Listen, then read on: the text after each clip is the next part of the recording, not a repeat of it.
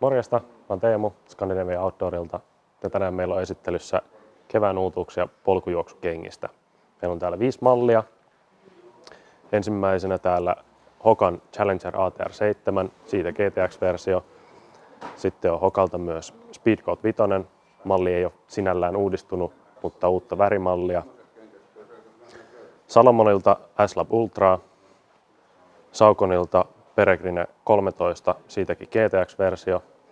Sekä sitten vielä Salomonilta toinen S-Lab-malli Genesis. Otetaan ensimmäisenä esittelyyn täältä Hokan Challenger ATR 7 GTX. Ja nimessä oleva ATR tarkoittaa siis All Terrain ja tarkoittaa siis suomeksi hyvin monelle tai käytännössä kaikille alustalle sopivaa mallia. Se johtuu siitä, että pohjan pohjakuviointi on hyvinkin monipuolinen. Siellä on usealta eri muotoista nappulaa, mutta mikään niistä ei ole kovin syvä. Eli siellä ollaan niin kuin, pehmeän ja kovan maaston välimaastossa. Matala nappula sopii siis käytännössä hyvin sileämmälle maastolle. Ja sitten kun on syvää tai korkeata nappulaa, niin silloin mennään pehmeämmään maastoon, kun se pureutuu sinne paremmin. Nimestä löytyy myös GTX, mikä käytännössä sitten suoraan tarkoittaa Gore-Tex-kalvoa, eli tämä on vedenpitävä kenkä. Erityisen hyvä sille vuoden ajalla näin keväällä, kun maastossakin on vielä märkiä kohtia sulien lumien myötä tai ihan jo keväisten sateiden takia. Silloin jos haluaa, että sukat ei pääse kastumaan tai keli on jopa vähän kylmä, niin on kiva pitää jalat kuivina, niin ei tule kylmä. Lesti on tuttu, Hokan lesti sopii käytännössä kaikille, mutta Hokalta on myös saatavilla wide-malleja, jolloin sitten leveämmän jalan omaavat voivat näitä wide-malleja lähteä etsimään. Nauhoitus on tukeva, sen saa sopivaksi jokaiselle, ei tarvitse siitä huolehtia. Iltti pysyy hyvin paikoillaan myös juostessa. Väreistä löytyy tänä keväänä musta ja se on varma valinta aina kaikille poluille. Runsaan, mutta suhteellisen napakan välipohjavaimennuksen takia malli sopii hyvin monelle käyttäjälle, eli voisi kuvailla, että kenkä on näin ollen monipuolinen yleiskenkä polkujuoksuun.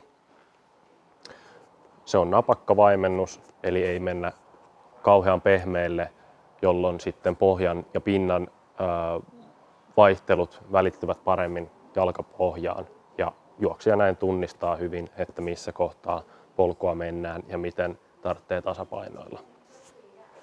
Yleiskenkä. Seuraavana meillä on esittelyssä Hokan Speedgoat 5, joka mallina on hyvin tuttu monelle polkujuoksusta jo entuudestaan kiinnostuneelle. Speedgoat 5 on todella suosittu malli sen monipuolisuudensa takia. Pohjasta löytyy 5 millin pohjakuviointi, joka riittää useimmille alustoille. Pohjamateriaalina tai kumimateriaalina tarkemmin sanottuna löytyy Vibramin Megagrippi, joka on todettu hyväksi myös märillä alustoilla. Eli silloin kun liikutaan märällä kalliolla, juurakolla, kivikolla, niin pitoa löytyy Vibramin Megagripin ansiosta. Välipohja on runsaan vaimennuksen omaava, mutta silti ketterä malli monelle juoksijalle. Välipohja on kannassa suhteellisen paksu, eli vaimennusta löytyy sitä myöten. Vaimennus ei kuitenkaan ole yltiöpehmeä, eli kontakti ja tuntuma alustaan säilyy. Välipohja samalla ohenee päkiä kohden mennessä, jolloin puhutaan niin sanotusti rocker-ilmiöstä, eli kenkä ohjaa askelta kannasta päkien suuntaan, jolloin päästään nopeammin, luontevammin onnistusvaiheeseen askeleessa. Kantakuppi on suhteellisen jämäkkä ja se rakentuu epätyypilliseen tapaan välipohjavaahdon avulla, eli ei niinkään runkorakenteessa kovikkeena. Pintakangas on hyvin hengittävää, joustavaa sekä hyvin jalkaan muotoutuvaa, eli puhutaan venyvästä kankaasta. Kenkä sopii käytännössä kaikille polkujuoksijoille monipuolisena ja arkisena juoksukenkänä. Oli tavoite sitten juosta pitkää matkaa tai lyhyempiä pyrähdyksiä. Tämä kenkä sopii hyvin niihin kaikkeen. Kuitenkaan nimestä huolimatta en ehkä suosittele aivan vauhtisuorituksiin, mutta siitä huolimatta voi käyttää sielläkin. Seuraavana esittelyssä Salomonin S-Lab Ultra. Nimensä mukaisesti sopii pitkille, erityisen pitkille ultramatkoille.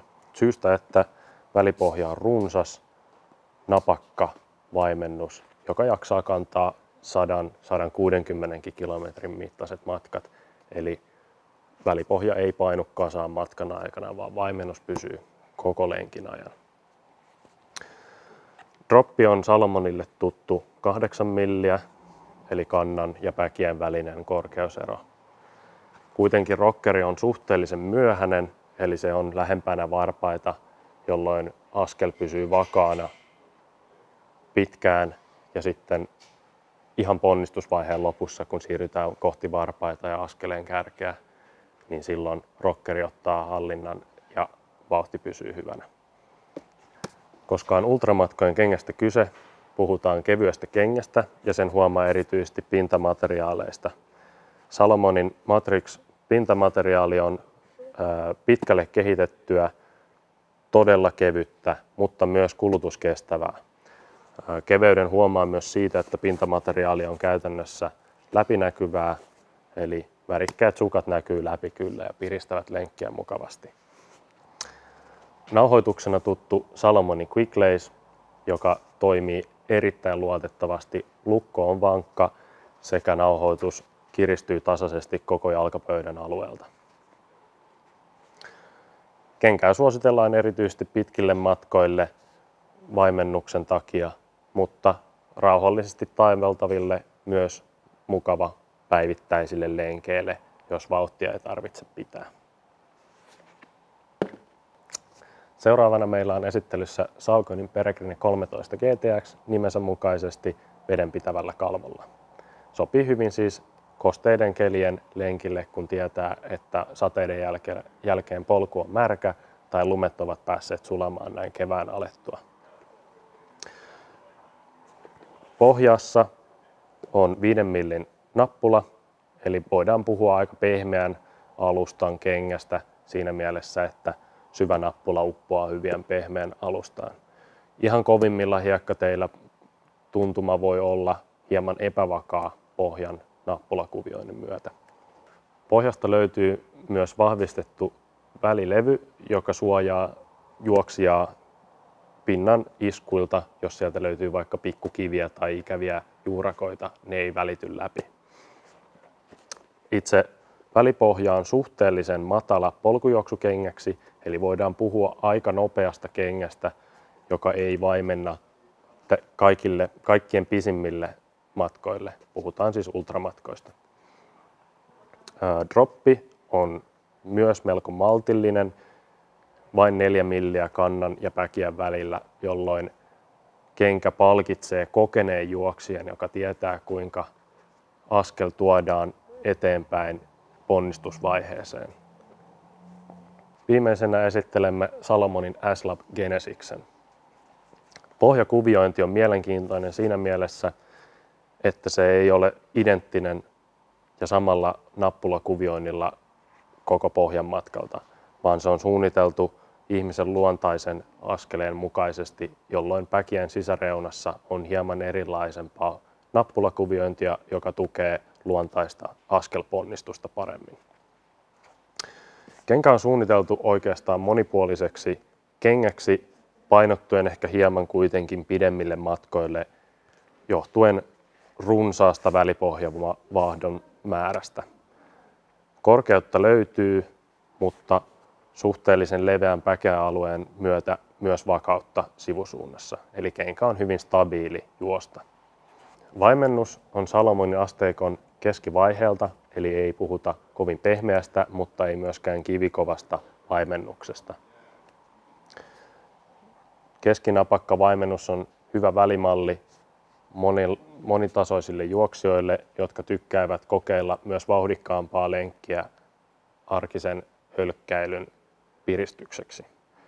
Välipohjan napakkuus auttaa myös siinä, että pohjan ja pintojen muoto välittyy juoksijan jalkapohjaan mukavasti, jolloin tasapainotus on luontaisempaa eikä siihen tarvitse kiinnittää alitajuntaa enempää huomiota. Pintamateriaalina toimii kevyt Salomonin Matrix, joka on erittäin hengittävä ja mukavan tuntuinen jalassa, kun se muovautuu kiristyksen myötä luontevasti jalan ympärille. Nauhoituksena on jälleen Salomonilta tuttu Quick Lace-systeemi, joka nauhoittaa kengän tasaisesti koko jalkapöydän matkalta. Mukavana lisänä käyttäjälle iltin sisäpinnalta löytyy vähän memory foamia muistuttava pehmike, jolloin Quick Lace-lukko ei paina juoksijaa jalkapöydän päältä silloinkin, kun askel on loppuvaiheessa. Mukava kenkä myös patikointiin niille, jotka eivät aina halua liikkua vauhdikkaasti.